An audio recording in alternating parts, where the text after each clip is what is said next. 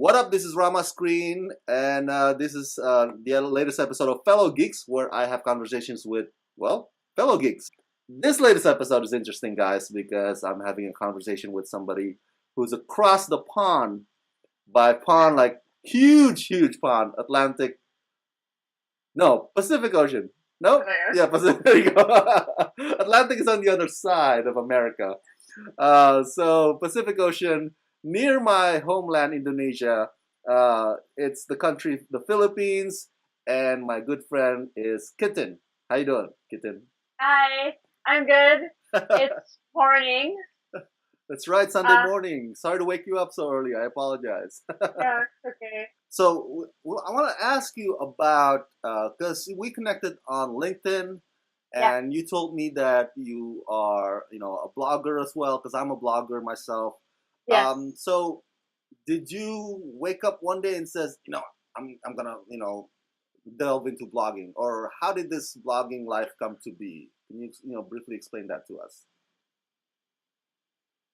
Well, actually, years ago, Mm. well, years back when I was in high school, I started, I started blogging, but it was more of like a personal blog. At that time, live journal was very in. Yes, I Eh, remember Yeah, you that. remember that? Yeah. Yeah, it turns out, yeah, yeah, we're kind of old now, so yeah. That's But yeah, true. live journal definitely. And I was part of different fandoms back then. Well, still some of the same as well now, but live journal was a way of like personal blogging and connecting to other fellow fans of a particular fandom. And then after a while, I decided, okay, I want to start like having I wanted two separate blogs, like a personal one, which is like my life journal one, which I don't use anymore. I don't think anyone uses life journal anymore, unfortunately, and a more public one. So that's why I decided WordPress, and then um, actually I started it with the intention of blogging about dramas, Asian dramas, because back then I was like a huge fan of Asian dramas. So I started that, and then life and work got in the way. And then a few years back, like 2 years ago, I tried to restart my blog again, um, focusing more on, more of like random stuff actually. And then I decided I kind of wanted to write more about the stuff I like, which is more like TV and movies and stuff. And it also happened that 2 years ago I was part of a site. It was called Movie News Guide. Mm. It was an entertainment website. So because of that, I was doing all my entertainment writing for them, and I wasn't really able to start up my blog until I left that place, and I was like a year and a half ago or something. And then since then, I've just been more consistently blogging ever since. And the reason why I do like blogging is because I really like sharing, my thoughts and my opinions about things that I like. Yes, and we'll get to your blog in a minute here. I want to ask you about your fandom. Um, Mm. because as you can see, I grew up a Superman fan. Yeah. Specifically the Christopher Reeve version, not this British guy Henry Cavill. No offense to him, he's all right. He's all right. He's got the body, but he's not Christopher Reeve. So Yeah. I've always been a Superman fan. And I also cosplay as Clark Kent at comic book conventions or whatnot. So tell me about your fandom. What is it that you are the biggest fan of? Like I noticed from your blog, you are a Whovian, obviously. Yeah. So You, I've got I've got the 10th Doctor over here. I don't know if you can see him. David Tennant. Yeah. Yeah, this is the David Tennant Doctor. Here's um the 11th Doctor, Matt Smith. Matt Smith. Yeah. Yes. And here's one that I also picked up. It's a 1963 version of a Dalek. Yes, the Galek. Yes. And of course, there's River Song. It's one of my favorites as well. Wait. So did they show Doctor Who episodes in the Philippines? And what channel? And Well, are they up to date? actually, right now it's available on Netflix. Oh, okay, Netflix. Yeah, I got it. Netflix, but that's mostly the Matt Smith era. But before that, I was fortunate to have friends who introduced me to Doctor Who, and they lent me copies of episodes, and that's actually how I got started. So right Yeah. now on Netflix over here, Matt Smith's entire run is available, and season 8 and season 9. So that's the first two Peter Capaldi seasons. Yeah, Now, something like that. so what is it about Doctor Who franchise that you just love it so much? What is it about it? Um, it's really actually funny because I'm actually part. I have a lot of fandoms ranging from anime to fantasy, but I think the one that really got me started on everything was Star Trek. My Oh, yeah, yeah, my nice. dad, when I was growing up in LA actually, Mm. we would sit, like, after dinner we would sit down and we would watch The Next Generation. But of course I didn't really understand everything, but I found it really cool that it was about outer space and everything, and I thought it was a really really cool show. And then Harry Potter came, Tolkien, C.S. Lewis came, anime, um, and then and then of course I got into Star Wars on my own. I actually watched it when I was a teenager, early teens. I found the original trilogy in Betamax tape Nice. and my grandmother's things. So I popped it in, and I was just spellbound by it. And in fact, I have Kylo Ren over here. Nice, nice. Yes. So, and then when my friends introduced me to Doctor Who, I realized that this show was older. Hmm. It's really old. I think it predates Star Trek, Yeah. and like all the elements that I really really love. Having a really good hero, really good protagonists, um, fantasy, science fiction. Oh, yeah, pseudoscience fiction, but And time travel. and time travel, all things that Yes. I really really love.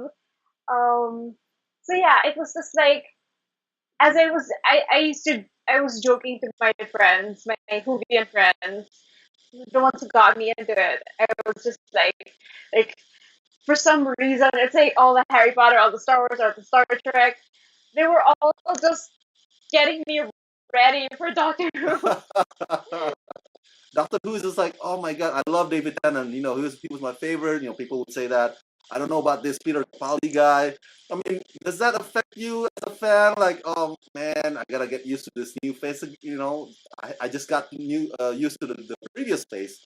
What's your take Yeah. on that? First, there's this whole denial thing, and then you refuse to watch the next Doctor sometimes, and then you start watching them, and then you're like, oh, this is not. For example, if you're watching Matt Smith, and he's like, oh, he's not the 10th Doctor, he's not David Tennant, and then you start getting used to him, and then you start getting so fond of him, and then when they announce that they're gonna leave, and then they have their final episode, then you start crying again, and the whole cycle repeats itself. But I think I had a hard time getting over David Tennant's doctor, because Oh, he's my doctor. He's my doctor, as you can see with my yeah. stuff over there. No, because yeah, he's my doctor. He's my favorite. He's my favorite doctor.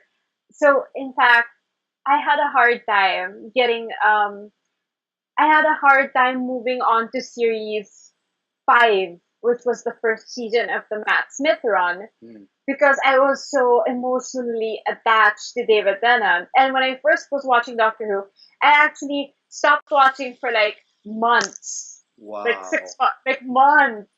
And then I decided, okay, you know what? I'm just gonna, suck it in and, just go through it. And then, so I watched, I think, series 4 again and the specials. Then I cried again when he regenerated. And then I started doing Matt Smith's run, and then I started getting fond of him. And even though, actually, it was easy for me to see 9 regenerate into 10 and 11 regenerate into 12.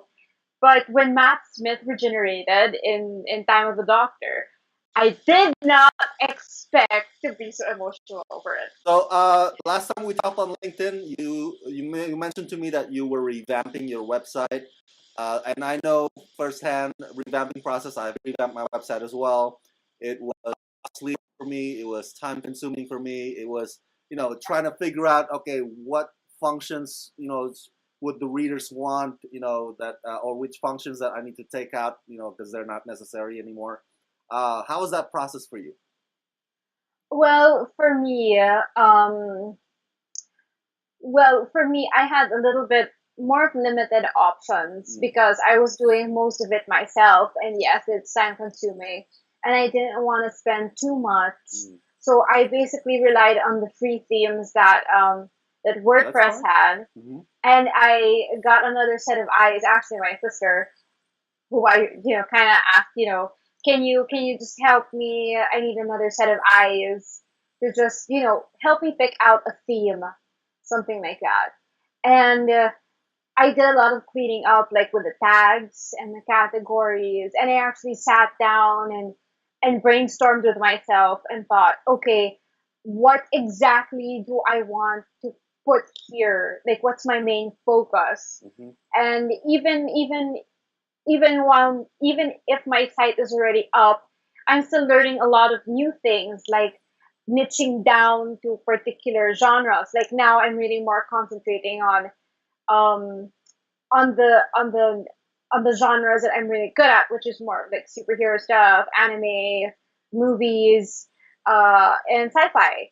So something like that. And I was able to come up with I also revamped my own editorial or blog schedule. So, things like that. All the little nitty gritty that goes into it. So it was more of like that because before I didn't really have a more focused plan for it. And like the categories and the tags are like so everywhere. So it was a little bit messy. And also, I saw your About Us section. I love how you divide into sections of because you're trying to help new visitors understand what you're about. Yeah. So there's entertainment, and then there's a section for books, and there's a section Yeah. for fandom. The fandom is interesting. I know I'll get to the rest in a minute, but the fandom is interesting because over here in America, we have a lot of we nerds and geeks here have a lot of gatherings together, like Mm. Comic Con in San Diego, Comic Yeah. Con in New LA, York there's Comic. Anime Expo, there's Comic Con Revolution in Ontario, there's New York Comic Con, there's Denver Comic Con. So we always trying to find an excuse to just geek Yeah. out and buy each other stuff, pins, toys. So what are some of the comic book conventions or geek fan expos that you have there? You have there in the Philippines. Well, here anime is a very, very, very big thing. Mhm. So there's tons of cosplay conventions. There's Cosmania, Cool. there's Otaku Con and stuff like that. If you're looking for more general stuff, this year they didn't have it, but there's NextCon. Um, that's one is more that one is a smaller convention, and I think that's more of Western stuff, more sci-fi stuff. There's ToyCon, which is there are a lot of course hobbyists. There's a lot of toys, vintage toys, and the usual things are there as well. Asia Pop Comic Con is the bigger one, and actually, last year we had people like Millie Bobby Brown from Stranger Things came over. Yeah, Oh, she had a she flew panel. all the way there. That's awesome. Yeah, so it was really cool and stuff like that. So Wow. yeah, aside from that, uh, there are lots of Facebook groups that. Well, actually, no. Just recently, like I'm part of Huvian Philippines. I joined that, Of I course. joined that Facebook page. And I think okay, with okay, one of my fandoms as of late, which is kind of like okay, not many people will get why, but what some people do. So you know how My Little Pony Friendship is Magic have like a big fandom Yes. now. There's actually I think there's a Philippine Pony Con, something like that. And I know that they're doing the first Southeast Asian pony convention, brony Oh, convention. Yeah, and I think that's gonna be in Thailand, and they're actually getting one of the voice actors from the show who's gonna be there. So that's kind of cool. the reason why, I mean, I love fantasy, but the reason why I don't read fantasy novels is because I've always had this trouble since I was a kid, visualizing dragon with four wings and, creatures with three eyes, stuff like that. It's much easier for me to get them on the screen being fed to me through movies Ah, or television as opposed to, okay, I have to read it and try to visualize it. yeah. Whereas political thrillers, it's something just regular folks. So I can imagine it much more vividly in my head. So I mean, do you have that kind of problem as well? I mean, with other genres, or do you have it much easier dealing with fantasy because you can imagine better than I do? Well, I've always loved the world building aspect of things. Yes, that That's why I too. like fantasy, sci-fi. I've had a hard time though with really hardcore sci-fi, like with all the jargon and stuff like that. Um, what else? I don't read a lot of general fiction. Like, yeah, like for me, I remember after I watched Life of Pi, I Yeah, decided to pick up love the it. book, Yeah. but I actually had a little bit of a harder time going through that book as compared to, let's say, a Harry Potter book or a Lord of the Rings novel. Yeah, something like that. Yeah. Now, so the blog is very self-explanatory, very user-friendly. Are you yourself also a YouTuber? Do you have your YouTube channel and talk about your stuff? No, I don't have a YouTube channel yet. I do want to get into podcasting someday Mm. with maybe fellow Filipinos out there who are interested in, the same stuff that I'm interested in as well, or I don't know, maybe overseas collaborations would be awesome too. Would be So awesome too. Yes, yeah. this. Hopefully, this will be the start of many more to come. So I gotta ask you about your reviewing because I noticed you reviewed Beauty and the Beast. You reviewed Logan. Yeah. Um, is there a what's the word I'm looking for here? Specific. Are there specific ways in which you dissect or analyze a movie or TV? What do you look for?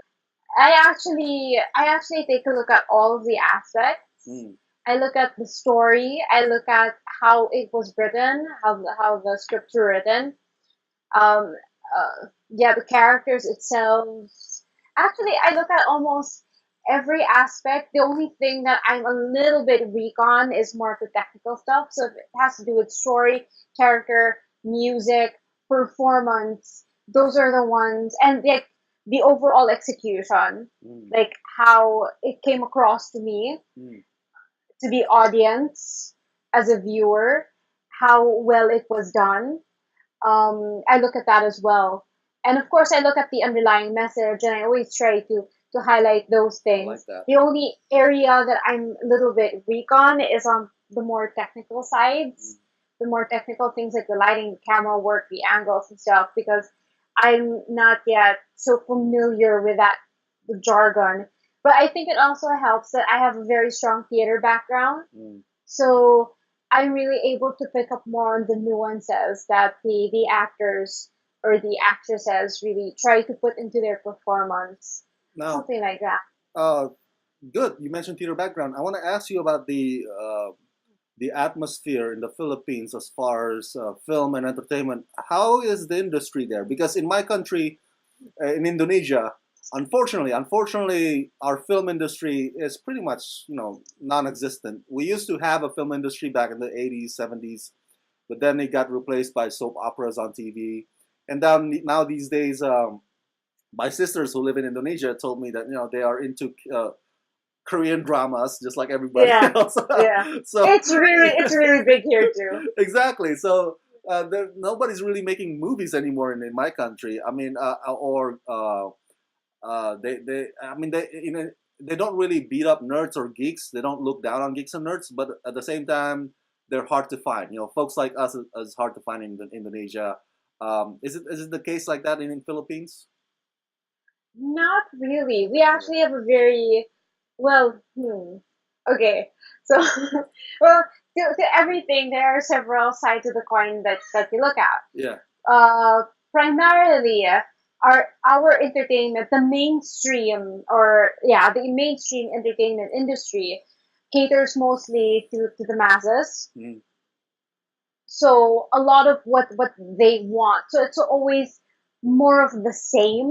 Like with the movies are usually either comedy or um, romantic Yeah. romantic comedies or romance. And I'm not sure if it's like that. Well, in your country or whatever. But in our country, usually what happens is that with our talents, you usually end up with like a pairing. Mm. Let's say for the Interesting. younger people today, it's Catherine Bernardo and Daniel Padilla. So that's a pairing, and they a studio or something like that. They usually use that pairing for like TV shows, commercials, movies, and stuff like that. So it's very centered around what like when you're writing a script, like when a screenwriter writes a script, Mm. it's usually centered around the particular artist you're working Exactly. I get what you're you you're mean. working with, something like that. But on the flip side, we also have independent films, and we have a very we've always had an indie um film part to the entertainment industry, but it's only just recently that it's a little bit getting a little bit better for them. Because like last year with the Metro Manila Festival, we're honestly used to seeing stuff that have been there, what they usually show before. Mm. But this year, what they did was that they decided to mix it up a little and had more indie films. So, do you cover some of those films in Philippines made?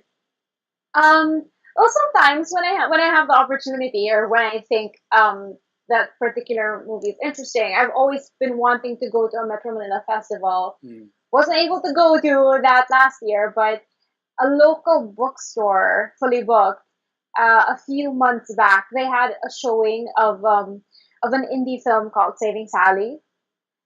They also did tours in LA and around the world. Cool. And what was interesting was that it was a mix of live action and 2D animation. Mm.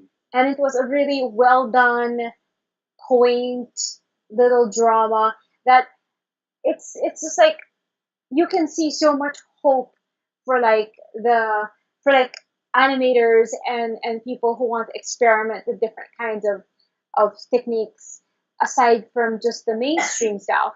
Mm. And the fact that so many people went to Metro Manila Festival last year, and it was mostly docu films and indie films.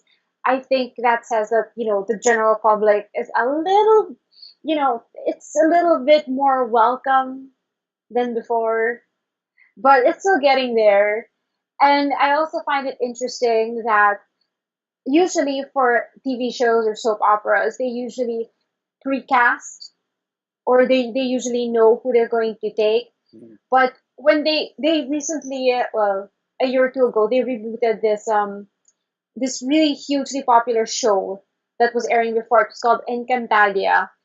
Think Lord of the Rings, but with Filipino stuff, Nice. something like that. And back then, in 2005, it was the first attempt that they had a well, we call it fantaseries, Mm. fantasy serials. There was a whole big push for that before, and now it's coming back. And what's more interesting is that I think they went through an actual audition process for the four main female leads, and you could actually see behind the scenes clips of them actually learning how to fight, something like that. Mm. Because the premise of the show is it's a fantasy land, and there are these four sisters, and think Lord of the Rings, so they have to know how to fight with And swords and and this is a everything. film, right? This is a film, not a No, that was TV show. TV show. Okay, okay. At least they, it's obvious now that the Philippines industry It's is getting making, there. yeah, exactly. It's making more of an effort Yes. than my homeland does, and I hope my homeland can catch up. Now moving on to I want to ask you this fun question. Logan. So you watch Logan? That's pretty Yeah. cool. I watched it with my family, actually. Wow, that's a violent film. I wonder how how did they respond to that? That's Well, pretty graphic. I warned my mom early on. I'm like, Mom, this is about Logan, so read, so you can expect violence. And she was fine with it. She was just like, okay, it's not real anyway. That is, No, but yeah. Go ahead. it was interesting, and I really wanted us to all see it because we're big fans of the X-Men Yeah. franchise.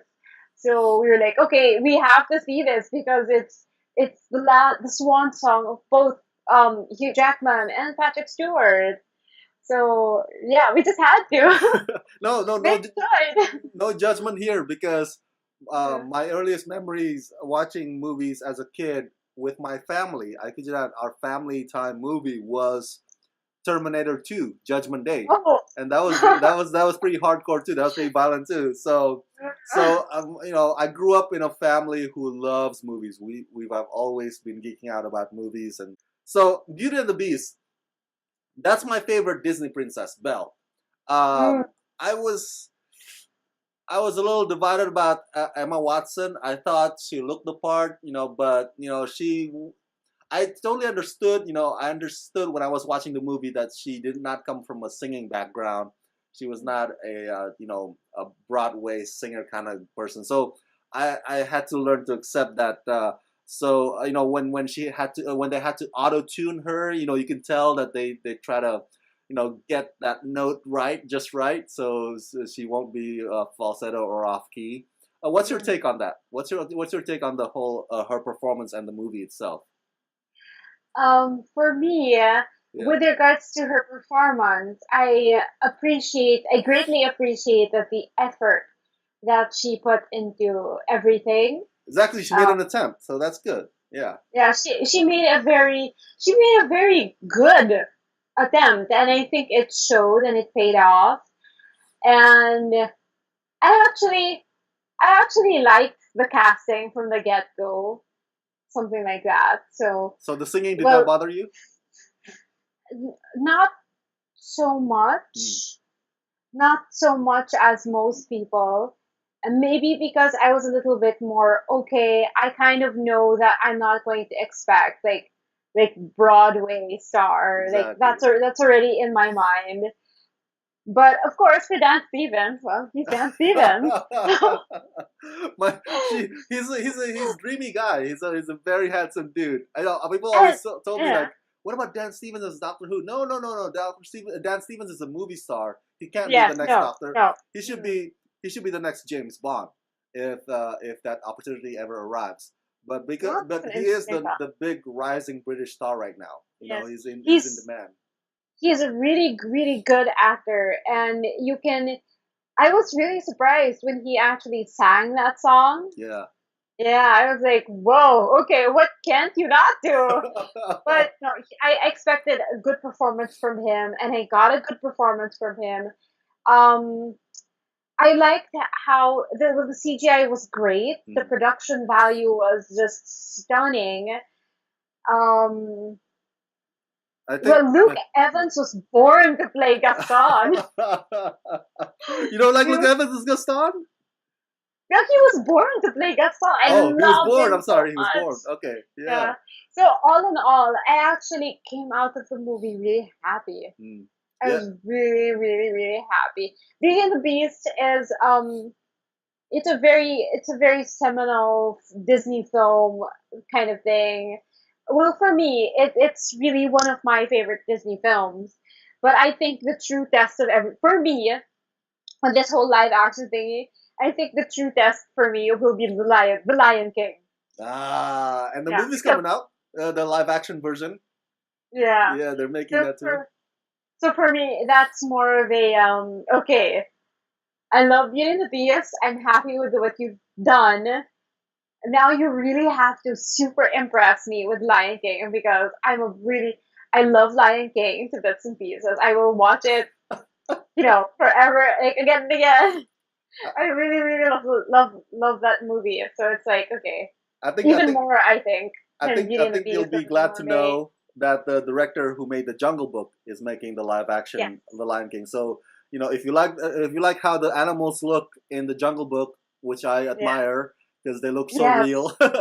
So thank you so much, Kitten. Oh man, you time too. flies. Yeah, Sorry to I know. sorry to take up too much of your time, Mira. In your Sunday, Well, you have to enjoy your Sunday there. Um, yeah, so thank you so much, and I hope you have the best of success with your blogging thank and you. with your covering events there in Philippines. I hope you get to connect with other nerds so you can podcast with them. Um, Yeah. and also, I hope that this is not our final conversation. I hope we get to do Oh, this again in the next future. If not yeah. about Doctor Who, it's about Star Trek. Maybe I can Disney or exactly Disney. I don't oh, know but about you, but the new Star Trek Discovery series is coming up in the yes, fall. I actually I've been tracking the news for that, and when the trailer came out, I actually got my dad, sat him down, and then I made him watch it, as in the latest trailer. Yeah, And then afterwards, I got my sister, who's I also got her into Star Trek, sat her down, and then we watched it together, and we just got so excited about what's going to happen with the like more primitive or more basic kind of looking Klingons and stuff like yes. that. That's really interesting. Plus, you have Michelle Yeoh as like a an Asian female captain.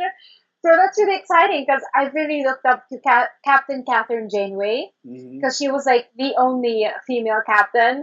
The In Voyager. basic, yeah, in Voyager because there was Picard, there was Cisco, so there was so Kirk, so they were all male. So Janeway was like a strong for me growing up. She was also a very strong central female role model, and to have an Asian female captain, that's just like beyond my wildest dreams. I'm geeking out. She I represents know. us Asians. It's just like because we don't get a lot of Asians in the business. Or either that or they would have to be martial art or kung fu kind of roles. Yeah, So yeah, it's cool that a female. She's Asian and she's a captain. She actually bosses people around. I know. So we'll definitely meet up again. Kitten, thank you so much, and I'll let everybody know to visit Kitten's website. Tell them again. What's the address? thecatscafe.wordpress.com. The cat is actually a K, not a C. Awesome. And do you have any other social media you want to promote?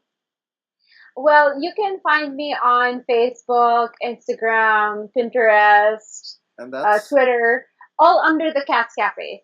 all right. There you go, Yeah. folks. Well, thank you so much, Kitten. You have a good day. Yeah. Let's rock Thank this. you too. Have a good weekend.